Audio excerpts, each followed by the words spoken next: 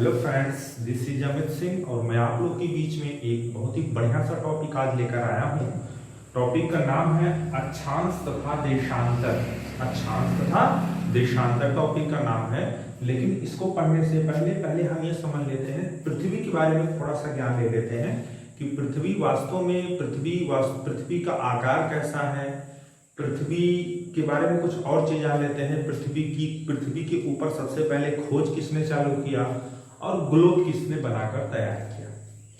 तो जैसा कि आप लोग देखते होंगे कि आपके अपने स्कूल में, ऑफिस में देखते होंगे ग्लोब होता है, कुछ यूं शेप में ग्लोब होता है, इस गोल आकृति में। ये गेंद है, ये इसी शेप में ग्लोब होता है।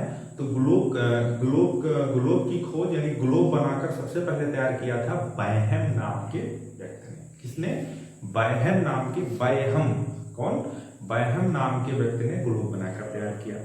और पृथ्वी के ऊपर सबसे पहले रिसर्च जो चालू किया था वो यूनानियों ने किया था। किसने किया था? यूनानियों ने किया था। अब हम समझ लेते हैं थोड़ा सा पृथ्वी के बारे में। जैसा कि आप लोग यहाँ देख रहे हो कि ये पृथ्वी बेटा ये पृथ्वी एक गोल आकृति में है। इस गोल आकृति में पृथ्वी ये कह सकते हो कि पृथ्वी गोल आकृति में होती है। वास्तव में पृथ्वी का जो शेप है, अगर मैं भौतिक की दुनिया में बात करूं, पृथ्वी का जो शेप है वो कुछ अंडाकार है। आपका किस शेप में है? अंडाकार है। इसका कारण ये है क्योंकि ये विषुवत रेखा पर विषुवत रेखा पर यह चौड़ी है और ध्रुवों पर क्या है? ये चिपटी है। लगभग विषुवत रेखा यानी यहाँ से, यानी विषुवत रेखा से इनके बीच का, विषुवत रेखा के ये जो दूरी है, ये वाली दूरी जो है और ये जो दूरी है, इनके बीच लगभग 42 किलोमीटर का गैप है। कहने का मतलब ये लगभग 42 किलोमीटर, कहने का मतलब ये है कि अभी मैं विषुवत रेखा वगैरह के बारे में बताऊंगा। विषुवत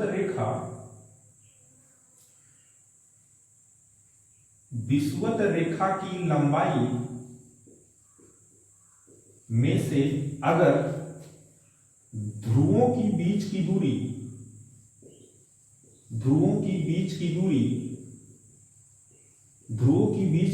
अगर आप माइनस कर दीजिए तो ये लगभग आएगा 42।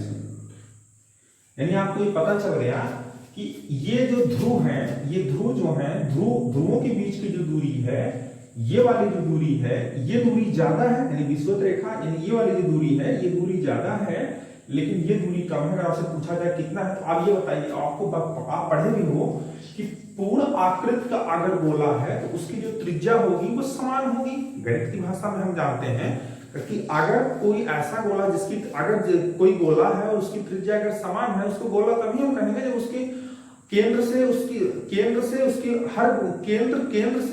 गोले के किसी भी बिंदु तक की दूरी जो होगी वह क्या होगी? समान होगी। लेकिन ऐसा नहीं होता इसमें ऐसा इसलिए होता क्योंकि ये ध्रुवों पर क्या होता है, पृथ्वी थोड़ा चिपटी होती है। ये है भी, लेकिन हम ये मानते हैं कि यह पृथ्वी पूरी तरीके से कैसी है? गोलाकृति में है। लेकिन इसका वास्तविक शेप क्या है? अंडाकार है, जिसे हम दीर्घवृत्ताकार कहते हैं। दीर्घवृत्ताकार। आपसे पूछा जा सकता है पृथ्वी का शेप कैसा है, तो आप बता सकते हैं पृथ्वी की आकृति जो है दीर्घवृत्ताकार है, लेकिन हम उसको गोल मान के चलते हैं क्योंकि हमको जो समझना है वो चीज समझना। आइए कुछ पॉइंट पे हम डिस्कस कर लेते हैं, उसके बाद हम बात करते हैं। चलिए देखिए, हम सबसे पहले बात करते हैं, इसे मान लीजिए पृथ्वी है। अब ये पृथ्वी है तो इसका एक ये सेंटर है, ये देखिए। हमने इसके परिधि पर यानी इसके जो सरफेस है, यानी इसका जो पृष्ठ है, इसका पृष्ठ जो है, पृष्ठ पे हमने बीचों बीच एक कलर कर दिया। इसे ये इस टाइप से हमने क्या कर दिया? कलर कर दिया। शायद आपको कलर दिख भी रहा हो। अब ये जो कलर किया, तो अब ये जो कलर मैंने किया है, तो अगर ये देखिए कलर एक वृत्त के रूप में किया है कि नहीं किया है? और हमने क्या किया है? इस गेंद के बीचों बीच किया है। इस गेंद के कैसे किया है? बीचों बीच किया है। इसी को हम क्या कहते हैं? 0 डिग्री अक्षांश रेखा।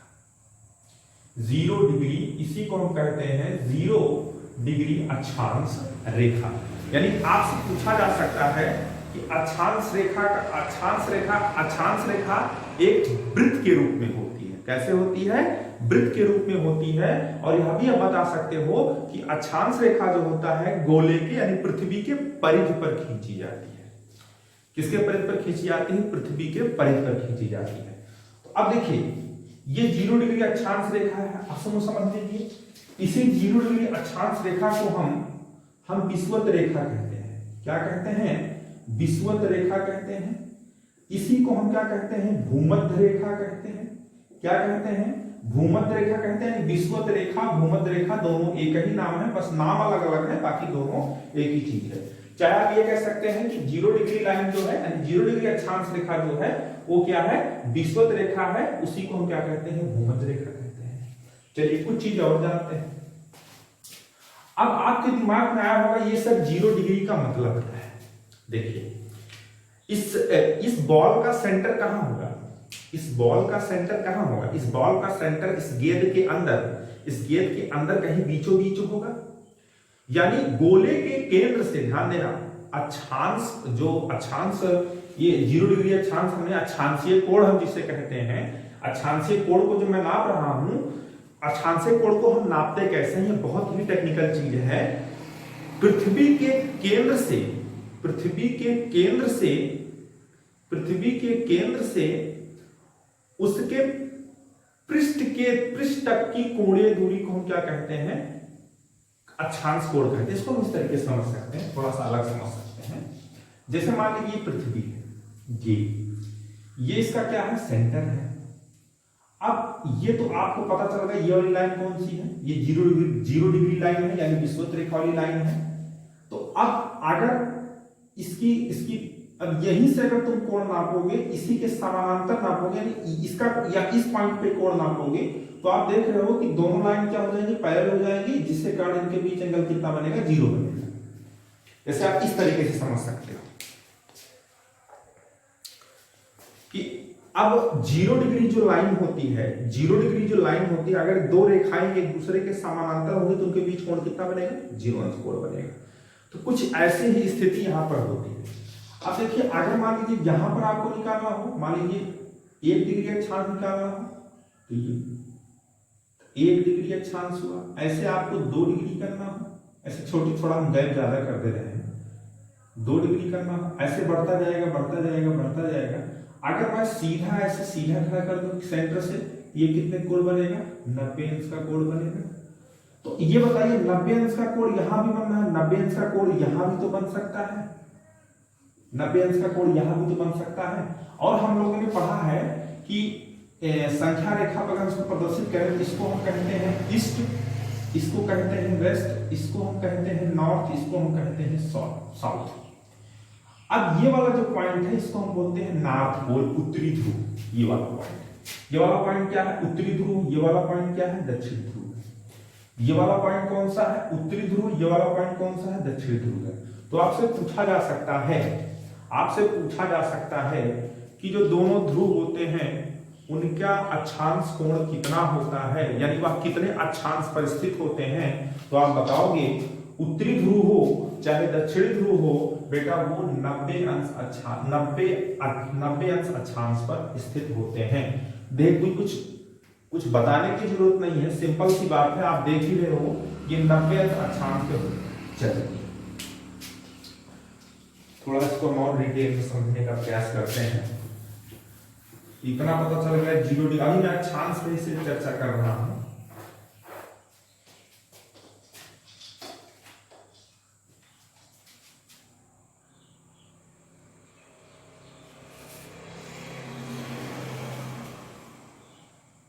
अब देखिए, ऐसे आप जैसे मान लीजिए, अगर ये 1 डिग्री अक्षांश है, ये 2 डिग्री है, ये 3 डिग्री है, ये 4 डिग्री है, ये 5 डिग्री है, ये 6 डिग्री अक्षांश है, ये 60 डिग्री है, ये डॉट यहाँ क्या हो जाएगा? 90 डिग्री हो जाएगा। बीच में और भी आएंगे, ये 1 डिग्री, ये 2 डिग्री, ये 3 डिग्री, ये 4 डिग्री, ये 5 डिग्री, ये 6 डिग्री, ये 7 डिग्री, ऐसे आपका होगा। अब देखिए, इधर से भी तो अगर आप सेंटर से अगर इधर भी एक अक्षांश इधर भी तो निकाल सकते हो, या भी एक अक्षांश होगा, यानी ये क्या होगा? 1 डिग्री होगा।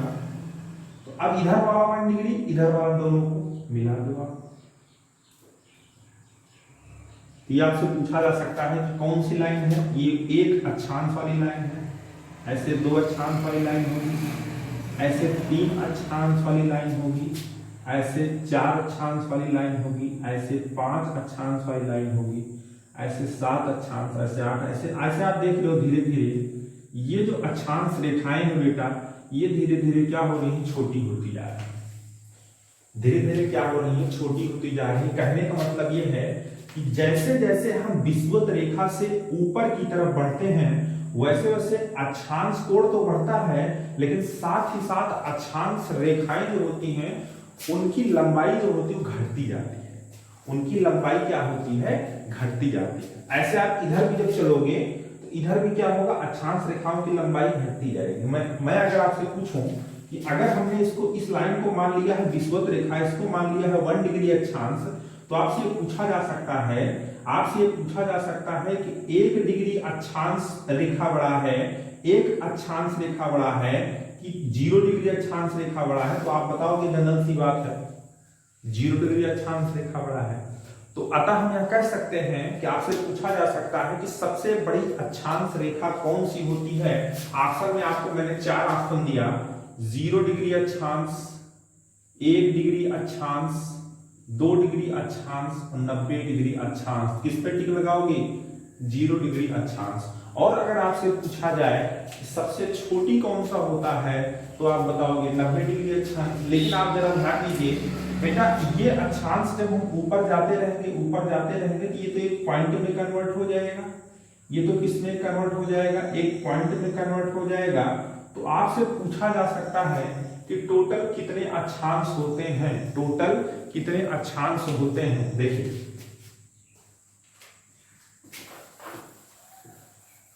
ध्यान समझना, 0 से 90 हमने ऊपर लिया, 0 से 90 हमने दक्षिण की तरफ लिया, मतलब 90 हमने उत्तर की तरफ, 90 हमने नीचे की तरफ, यानी 90 प्लस 90 कितना हुआ, 180।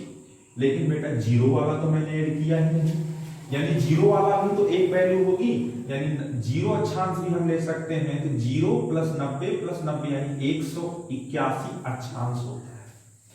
आज से एग्जाम में पूछा जा सकता है कि कितने अक्षांश होते हैं, तो आप बताओगे 181 अक्षांश होते हैं। तो आपने बताया कि कुल अक्षांश कितने होते हैं, 181। मैं अक्षांश रेखाओं की नहीं बात कर रहा हूं, आई एम टॉकिंग अबाउट कितने अक्षांश होते हैं। क्या कितने अक्षांश होते हैं, तो 181 होते हैं। लेकिन अगर आपसे पूछा जाए कितनी अक्षांश रेखाएं होती हैं, तो आप बताओगे 179। क्यों ऐसा, क्योंकि ये वाले दोनों पॉइंट जो हैं, ये 90 वाले जो पॉइंट है, ये एक रेखा ना होगी, एक पॉइंट हो गया, बिंदु हो गया, यानी इनको हम रेखाओं में काउंट नहीं करेंगे। इसलिए इसको और इसको, यानी नॉर्थ वाला और साउथ वाले को क्या कर देंगे, माइनस कर देंगे। तो कितना आएगा, 181 माइनस 2 बराबर कितना, 179। यानी आप बता सकते हो कि कुल अक्षांश रेखाएं 179 होती हैं और कुल अक्षांश जो होते हैं वो 181 होते हैं। इतना समझ में आया।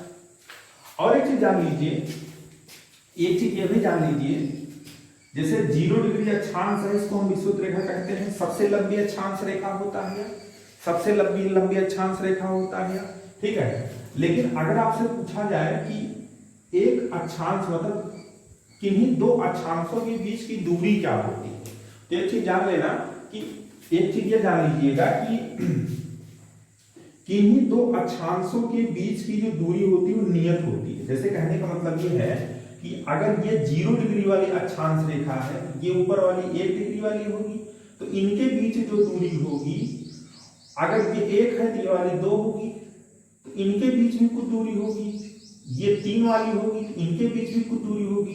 तो ध्यान, मेरे कहने का मतलब ये है कि जो 0 और 1 के बीच की दूरी होगी वही दूरी 1 और 2 के बीच की दूरी होगी, वही 2 और 3 के बीच की दूरी होगी।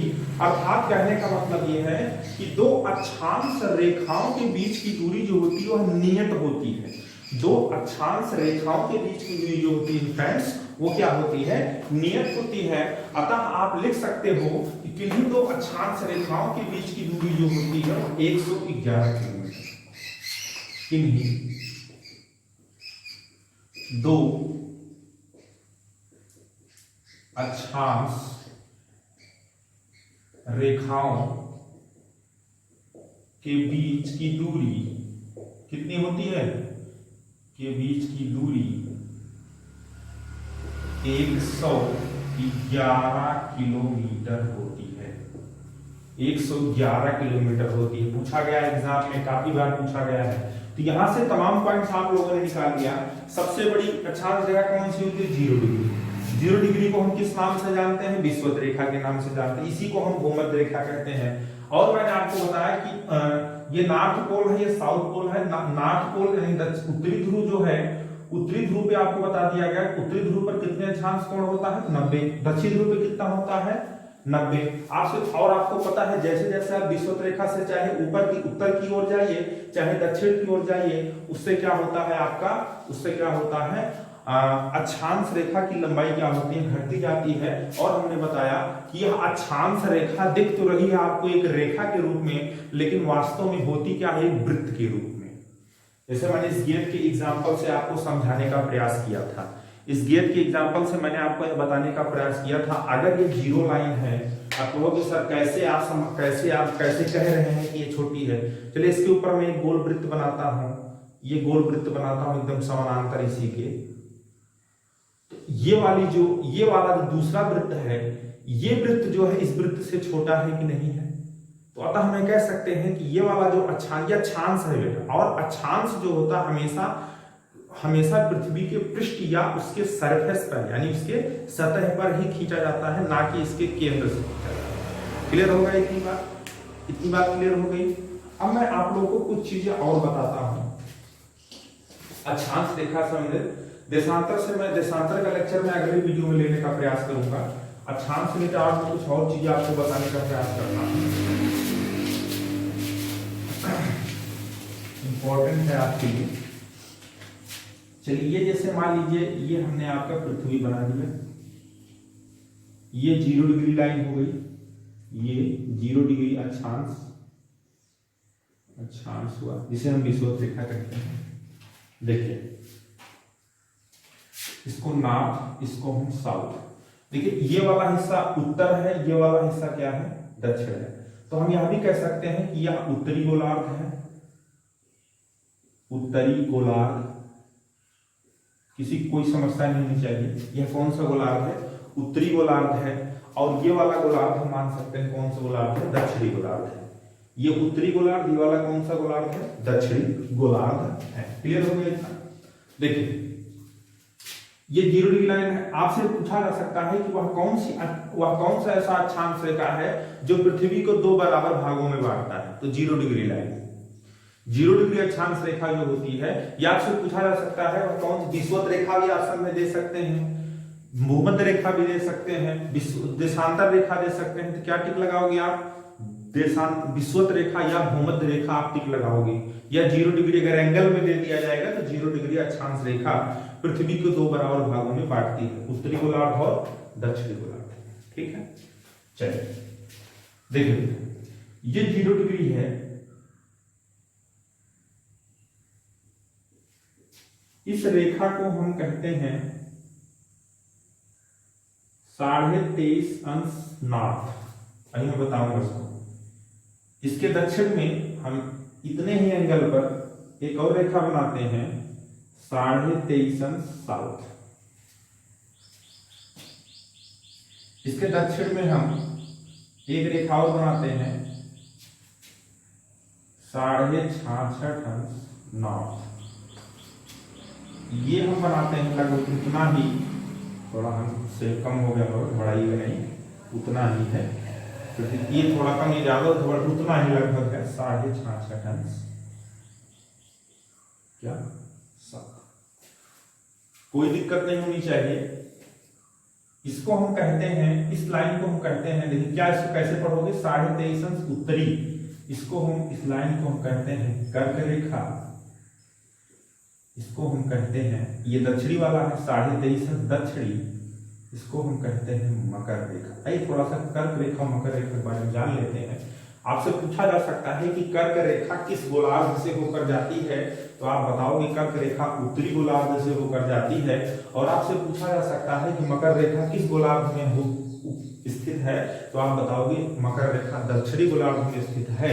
यह भी आपसे पूछा जा सकता है कि कर्क रेखा का अक्षांश कोण कितना होता है, तो आप बताओगे 23.5 अंश नाथ। ऑप्शन में कंफ्यूज कर सकता है आपको, 23.5 अंश दे सकता है, नाथ के बदले अगर साउथ लगा दे तो आप 23.5 देकर टिक मत मारना, आप देखना कि क्या वहां उत्तरी दिया है कि नहीं दिया है, या नॉर्थ भी दे सकते हैं इस तरीके से, या यंग भी लिख सकते हैं। तो ये कर्क हो गया, ये क्या हो गया, मकर रेखा हो गई। चलिए अब हम कुछ चीजों के बारे में और जान लेते हैं, तब तक आप इस पर नजरें निकालिए।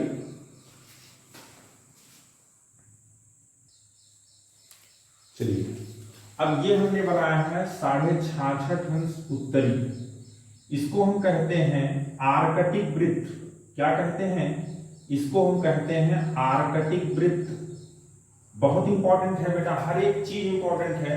इसको हम कहते हैं आर्कटिक वृत्त। ये वाला जो लाइन है इसको हम कहते हैं अंटार्कटिक वृत्त। यहां लिख सकते हो अंटार्कटिक वृत्त, यानी 66.5 अंश दक्षिणी क्या है, अंटार्कटिक वृत्त है, और 66.5 अंश उत्तरी क्या है, आर्कटिक वृत्त है।